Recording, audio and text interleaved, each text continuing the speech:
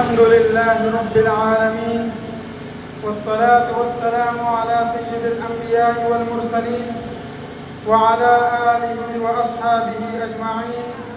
أما بعد فأعوذ بالله من الشيطان الرجيم. بسم الله الرحمن الرحيم.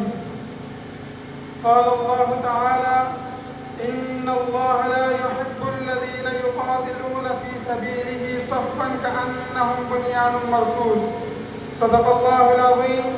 وقال النبي صلى الله عليه وسلم: الجهاد ماض إلى يوم القيامة. وقال النبي صلى الله عليه وسلم: خدا کرے کہ میری عرض پاک پر اترے، خدا کرے کہ میری عرض پاک پر اترے، وہ فصل گل جسے اندیشہ زوال نہ ہو. یہاں جو پھول کھلے وہ کھلا رہے صدیوں، یہاں خزاں کو گزرنے کی بھی مجال نہ ہو.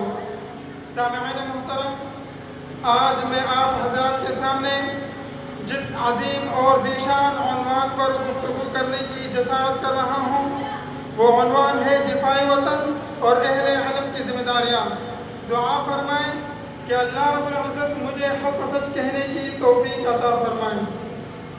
سامعین محترم، وطن ایک نعمت ہے اور وطن خیر و برکت کا گہوارہ، بھلائیوں کا مسکن، سخاوت کا چشمہ، رشتہ داروں کی اجتماع گاہ، دوستوں اور پیاروں کا ایک دوسرے سے ربط اور تعلق کا ایک خوبصورت مقام ہے، جس کی زمین پر عبادات کا قیام ہوتا ہے، جس کے گوشے گوشے سے جذبات اور احساسات وابستہ ہوتے ہیں. وطن آباء و اجداد کی میراث بھی ہے اور اولاد کے ذمہ ایک امانت بھی ہے. اس کی محبت فطری جذبہ بھی ہے اور نبوی خصلت بھی ہے.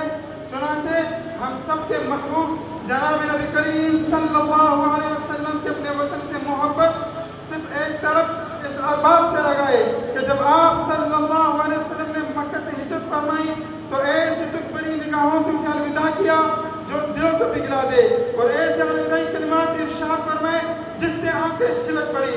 ظاہری طور پر تو آپ صلی اللہ علیہ وسلم نے مکہ سے ہجرت فرمائی، مگر آپ کا دل اس سے جڑا رہا. جذبہ اطہر کو جدا ہوا مگر دل اس کے ہاتھ سے وابستہ رہا. اس بات کے پیش نظر کہ وطن سے سچی محبت ہی اس کی تعمیر کا سنگ بنیاد ہے.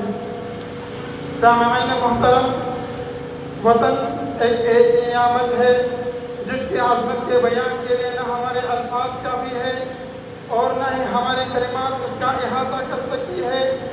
لہذا ہمیں اس وطن کے حقوق ادا کرنے ہیں. اس کی جو ذمہ داریاں ہم پر عائد ہے اس کو نبھانا ہے. آئیے خصوصاً علماء کرام جو معاشرے کے رہنما اور فکر معمار ہوتے ہیں موجودہ حالات پر نظر ڈالیں تو دشمن صرف سرحدوں پر نہیں بلکہ سوشل میڈیا، تعلیمی اداروں، معیشت اور ذہنی غلامی کے مختلف حربوں سے حملہ آور ہے اور نوجوانوں کے ذہن کو گمراہ النظریات سے لبریز کیا جا رہا ہے. ایسے میں اہل علم خصوصاً علماء کرام، مدرسین، اساتذہ اور دینی مدارس کی ذمہ داریاں مزید بڑھ جاتی ہے. یہ وہ طبقہ ہے جو دلوں کو ایمان سے جوڑتا ہے، ذہنوں کو روشنی دیتا ہے اور کردار کو سنوارتا ہے، کیونکہ دینی مدارس صرف کتابوں کے مراکز نہیں بلکہ یہ وہ قلعے ہیں جہاں پر قربانی، حب الوطنی اور اخلاق کا پیغام دیا جاتا ہے.